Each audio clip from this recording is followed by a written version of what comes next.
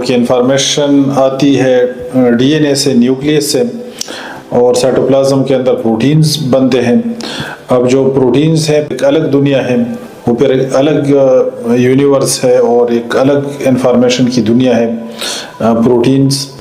اب یہ غور اور فکر کرنے کی چیزیں ہیں کہ آپ ڈی این اے کو لے لیں۔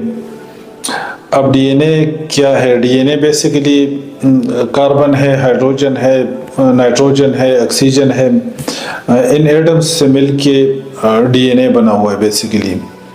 یعنی ویسے تو بیسز ہیں سائٹوسین اور تھیامین وغیرہ، لیکن ایک اس چیز سے بنے ہوئے، یہ بیسیکلی ایٹمز ہیں۔ پھر آپ پروٹینز کو دیکھیں، پروٹینز جو ہے نا، پروٹینز پھر ایٹمز ہیں۔ تو یہ ساری چیزیں بیسیکلی نان لیونگ ہیں، جو جتنے یہ ایٹمز ہیں کاربن، ہائیڈروجن وغیرہ، یہ نان لیونگ ہیں اور یہ نان کانشیس ہے، اور یہ زیرو انٹیلیجنٹ، ان کے اندر کوئی انٹیلیجنس نہیں۔ پھر ان نان لیونگ ایٹمز کی ایک سوفسٹیکیٹڈ ارینجمنٹ ہے جو کہ ڈیفائن کر رہی ہے آپ کے سٹرکچر کو اور آپ کے فنکشن کو اور لائف کی جتنی ایکٹیویٹی ہیں۔